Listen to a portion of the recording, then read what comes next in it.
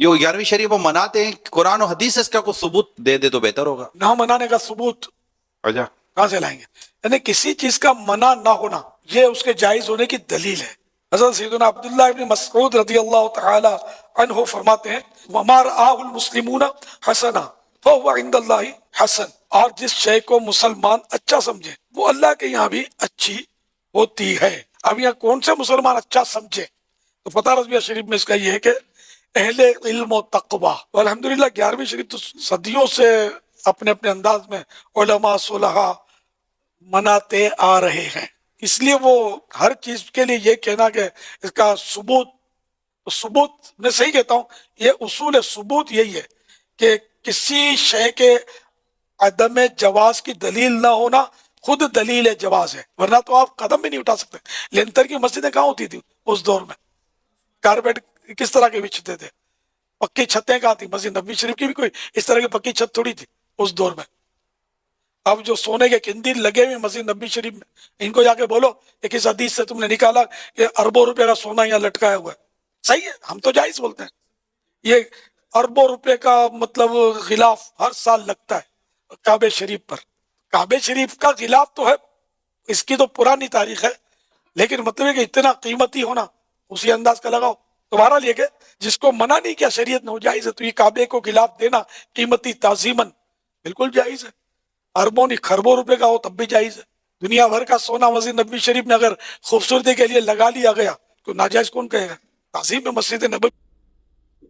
اور تو ساڑھے لی ڈیفینیشن مان لی ہے سر، حضور نے منع فرما دیا۔ صحیح مسلم میں حدیث ہے 2005 نمبر، اور یہ حدیث کے راوی ہیں امام جعفر، اور انہوں نے روایت کی ہے امام باقر سے، اور امام باقر نے روایت کیا ہے جابر بن عبداللہ سے کہ نبی علیہ السلام جب کبھی بھی جمعے یا عید یا کسی اور موقع پر تقریر کرتے تو آپ کی آنکھیں سرخ ہو جاتی، آواز بلند ہو جاتی، جیسے کوئی جرنیل اپنی فوج کو تیار کر رہا ہو، اور آپ فرماتے کہ میں اور قیامت اس طرح ساتھ بھیجے گئے ہیں جیسے یہ دو انگلیاں، اور پھر آپ کہتے اما بعد فإن خیر الحدیث کتاب اللہ وخیر الہدی ہدی محمد صلی اللہ علیہ وآلہ وسلم وشر الامور محدثاتها وکل محدثۃ بدعہ وکل بدعۃ ضلالہ وکل ضلالۃ فی النار۔ کچھ الفاظ جامعہ ترمذی میں ہیں، کچھ سنن نسائی میں۔ آگاہ ہو جاؤ، سب سے بہترین کلام اللہ کی کتاب ہے، سب سے ہدایت یافتہ راستہ محمد صلی اللہ علیہ وآلہ وسلم کا ہے، اور سب سے بدترین کام وہ ہیں جو دین میں خود داخل کر دیے جائیں، اور وہ تمام کام گمراہیاں ہیں، اور تمام گمراہیاں دوزخ میں لے جانے والی ہیں۔ تو حضور نے منع ہی کر دیا نا کہ محمد صلی اللہ علیہ وآلہ وسلم کا طریقہ بہترین طریقہ ہوگا، اور بدترین کام وہ ہیں جو دین میں داخل کر دیے جائیں خود سے۔ بخاری مسلم دونوں میں حدیث ہے من احدث فی امرنا ھذا فہو رد، جس نے میرے تعلیم کی بھی چیز میں کوئی چیز بدل دی یا اس میں چیز داخل کی وہ مردود ہے۔ تو فوراً آپ کو مثالیں دیں گے کہ جی یہ جو آپ نے لائٹیں لگائی ہوئی ہیں، ان لائٹوں کا دین سے کیا تعلق ہے میرے بھائی؟ ہوائی جہاز میں حج کرنے کا دین سے کیا تعلق ہے؟ یہ دین کو سپورٹیو کام ہے، ڈائریکٹ دین نہیں ہے۔ ڈائریکٹ دین اس وقت ہوں گے جب آپ کہیں گے جو ہوائی جہاز پہ جائے گا اس کا حج ہوگا، جو نہیں جائے گا اس کا نہیں ہوگا۔ آپ بے شک گدھے پہ جائیں، آپ بے شک پیدل جائیں، یہ دین کو سپورٹیو چیز ہے۔ کیمرے میں ریکارڈنگ دین کو سپورٹیو چیز ہے۔ نماز پڑھتے ہوئے کوئی کہتا ہے اوپر اس قالین کے اور سامنے اس اے سی شریف کے، کہتا ہے، اور نیچے سیلنگ شریف کے، اور منہ طرف خانہ کعبہ شریف کے، یہ کو کہتا ہے؟ تو یہ دین نہیں ہے، دین کو سپورٹیو چیز ہے۔ تو حضور نے ان چیزوں سے تو منع نہیں کرنا تھا نا۔ وہ تو قرآن میں آیا کہ اپنے گھوڑے تیار رکھو، سورۃ الانفال میں آیا کہ اپنے گھوڑے تیار رکھو جنگ کے لیے۔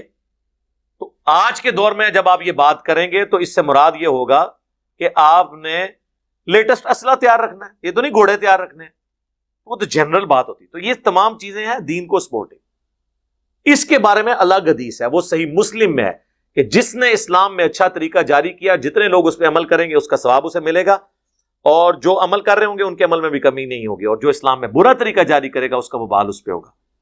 اور انہوں نے وہ الفاظ ہیں سنتن حسنتن، بدعت حسنہ نہیں ہے، سنت حسنہ ہے۔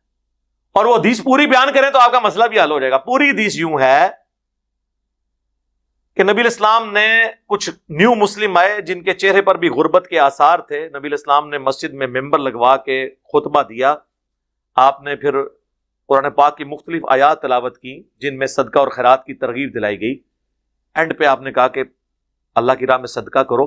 ایک انصاری اپنے گھر گئے اور وہ اپنے گھر سے کافی سارا سامان ایک تھیلے میں اکٹھا کر کے، اور صحابہ کرام کہتے ہیں کہ وہ بڑی مشکل سے اس کو اٹھا کے لایا، گھسٹتا ہوا لا کے مسجد کے صحن میں رکھا. تو حضور علیہ السلام کا چہرہ مبارک اس طرح چمک اٹھا جس طرح کہ سورج اور سونا، کیونکہ اس کی وجہ سے باقیوں کو بھی جیب ڈھیلی کرنے کی ترغیب ملی. پھر ایک اٹھا، دوسرا اٹھا، لا کے مسجد میں ڈھیر لگ گیا. حضور خوش ہو گئے. تو آپ نے فرمایا جس نے اسلام میں اچھا طریقہ جاری کیا، یعنی اچھا طریقہ کس نے؟ اس انصاری صحابی نے جو بارش کا پہلا قطرہ بنا. یہ آدھی حدیث لے کے اچھا طریقہ اور اسے پکڑ کے جو ہے وہ اپنے 12 ربیع الاول کے جلوس، کوئی اپنے 10 محرم کے جلوس، کوئی اپنے 1 محرم کے جلوس حلال کرنے شروع کر دیتا ہے. خدا کے لیے